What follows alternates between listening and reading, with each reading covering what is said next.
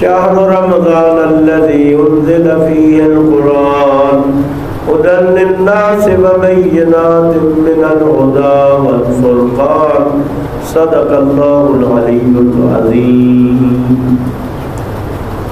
تمام مومنین کرام اور بالخصوص جناب قبلہ مولانا فرحت حسین صاحب کا شکریہ ادا کرتا ہوں کہ روزے کی حالت میں گرمی کے اس وقت میں قرآن مجید کی عظمت کے حوالے سے، قرآن مجید سے انسیت کے حوالے سے ایک پروگرام کا انعقاد کیا۔ اللہ تعالیٰ آپ سب کو اس کی جزائے خیر عنایت فرمائے۔ چونکہ گرمی کا وقت بھی ہے اور آپ روزے دار ہیں، لہذا زیادہ زحمت آپ کو نہیں دوں گا۔ سب سے پہلی بات یہ ہے کہ اللہ تعالیٰ ارشاد فرماتا ہے کہ رمضان، ماہ رمضان وہ ہے جس میں قرآن کو نازل کیا ہے، جس میں قرآن کو نازل کیا گیا۔ اور پھر اور مقامات پر اللہ تعالیٰ ارشاد فرماتا ہے اِنَّا أَنزَلْنَاهُ فِي لَيْلَةِ الْقَدْرِ، ہم نے اس قرآن کو لیلۃ القدر میں نازل کیا ہے۔ اور لیلۃ القدر کے بارے میں کیا ہے؟ دعا بھی ہم پڑھتے وَجَعَلْتَ فِيهِ لَيْلَةَ الْقَدْرِ، اور اس ماہ رمضان میں اللہ تو نے لیلۃ القدر کو قرار دیا۔ تو بس لیلۃ القدر ماہ مبارک رمضان میں ہے، اور قرآن مجید لیلۃ القدر میں نازل ہوا، اور قرآن کا نزول ماہ مبارک رمضان میں ہوا۔ اب روایات یہ بتاتی ہے کہ یہ لیلۃ القدر ماہ مبارک رمضان کے کون سے حصے میں ہے؟ تو جو روایات اس پر زیادہ تاکید کرتی ہے وہ یہ ہے کہ ماہ مبارک رمضان کے آخری عشرے میں لیلۃ القدر ہے۔ لیلۃ القدر کو اگر تلاش کرنا ہے تو وہ آخری عشرے میں ہے، 21 کو، 23 کو یا 25 کی بھی روایات ہے، 27 کی بھی روایات ہے، 29 کی بھی روایات ہے۔ اگرچہ معصومین علیہ السلام کی جو روایات ہیں ان میں سب سے زیادہ تاکید 23 رمضان المبارک کی ہے، اسی طرح 21 رمضان المبارک کی ہے۔ تو اس لحاظ سے یہ ماہ مبارک رمضان کا آخری عشرہ نزول قرآن کا عشرہ ہے، اس میں قرآن مجید نازل ہوا ہے۔ اب قرآن مجید کی شان کیا ہے، عظمت کیا ہے، فضیلت کیا ہے؟ ایک تو خود اس آیت میں ہے، نمبر 1 ہدی للناس، یہ انسانوں کی ہدایت کے لیے، وبینات من الہدی، اور اس میں ہدایت کی واضح نشانیاں موجود ہیں، اور اس میں فرقان ہے، یعنی حق اور باطل کے درمیان فرق کرنے والی تعلیمات اور باتیں قرآن مجید کے اندر موجود ہیں۔ اور قرآن کی فضیلت کیا ہے؟ رسول پاک فرماتے ہیں کہ فضل القرآن علی سائر الکلام کا فضل اللہ علی خلقہ، کہ قرآن مجید کو باقی تمام کتابوں پر، باقی تمام کلاموں پر وہی فضیلت حاصل ہے جو خالق کو اپنی مخلوق پر فضیلت ہے۔ جیسے خالق اور مخلوق کا کوئی موازنہ نہیں ہے، کوئی موازنہ نہیں ہے نا، وہ خالق ہے، ہم کیا ہے؟ مخلوق ہے۔ اسی طرح سے قرآن مجید کا بھی باقی کسی کتاب اور باقی کسی کلام کے ساتھ کوئی موازنہ نہیں ہے۔ تو اس کی عظمت ہے۔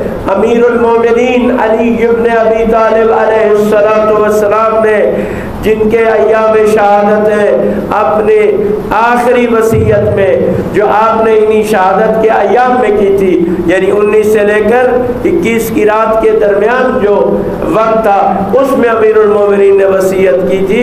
اس میں کیا کہا تھا کہ اللہ اللہ علیکم بالقرآن، کہ میں تمہیں قرآن کے بارے میں وصیت کرتا ہوں۔ کہ ایسا نہ ہو کہ دوسرے لوگ قرآن پر عمل کرنے میں تم سے سبقت لے جائیں، تم سے آگے بڑھ جائیں، اور پھر اس کی عظمت کو اجاگر کرنے کے لیے نبی کریم صلی اللہ علیہ وآلہ وسلم نے جو خطبہ شعبانیہ ارشاد فرمایا تھا ماہ مبارک رمضان سے پہلے، اس میں آپ نے فرمایا تھا کہ اللہ سے دعا کرو اور نمازوں کے اوقات میں دعا کریں کہ اس مہینے میں اللہ تمہیں تلاوت قرآن مجید کی توفیق عطا فرمائے، کیونکہ اس مہینے میں ایک آیت قرآن کا تلاوت کرنا دوسرے مہینے میں پورے ختم قرآن کا ثواب ہے۔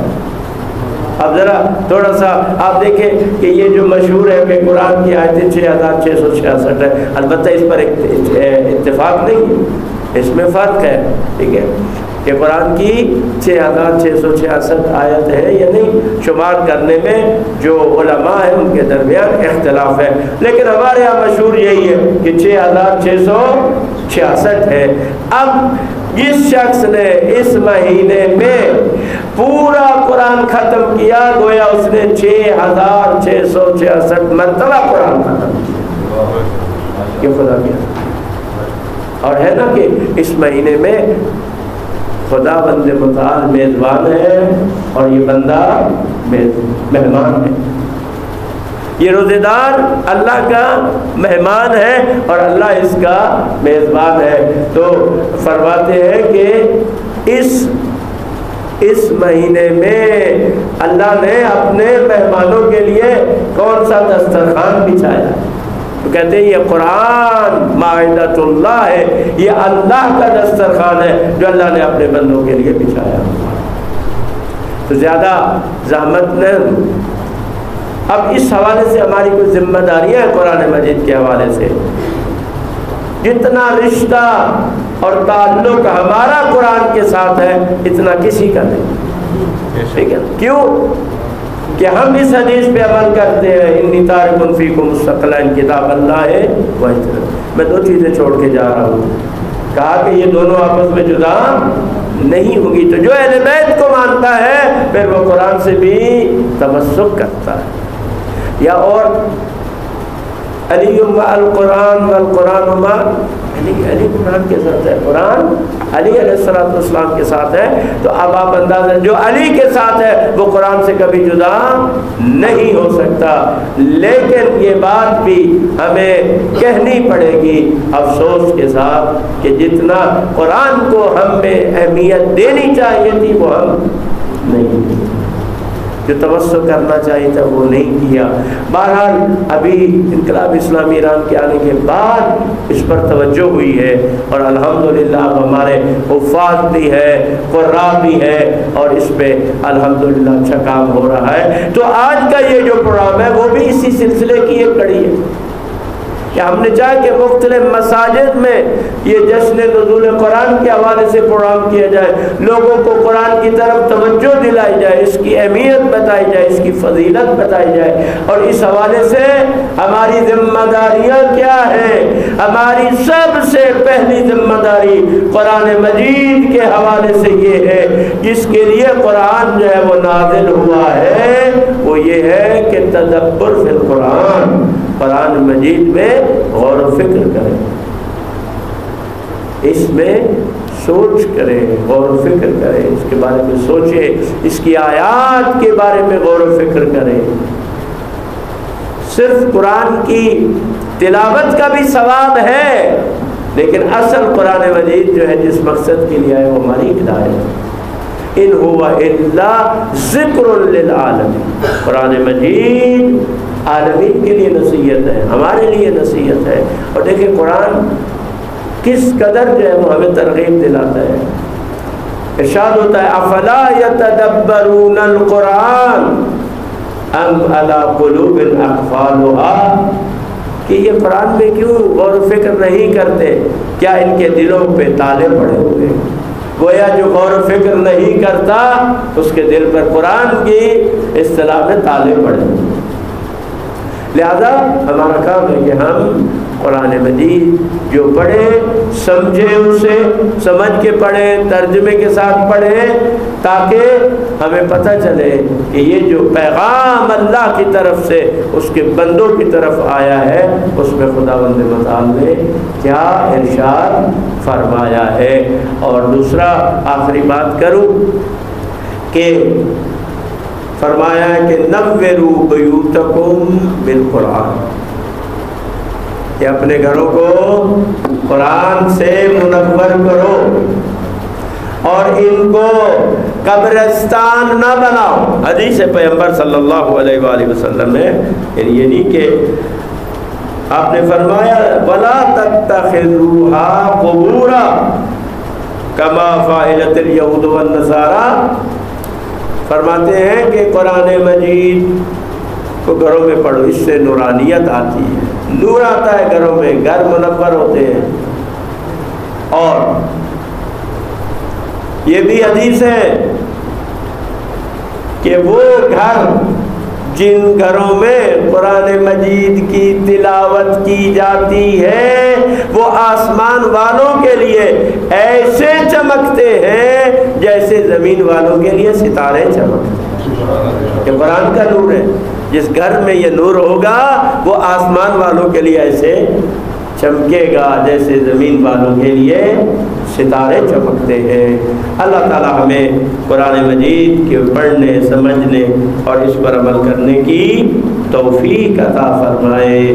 والحمدللہ رب العالمین۔ آپ سب مومنین کی عبادات و اطاعت و تلاوت قرآن کی قبولیت کی دعا کے ساتھ، والسلام علیکم ورحمۃ اللہ وبرکاتہ۔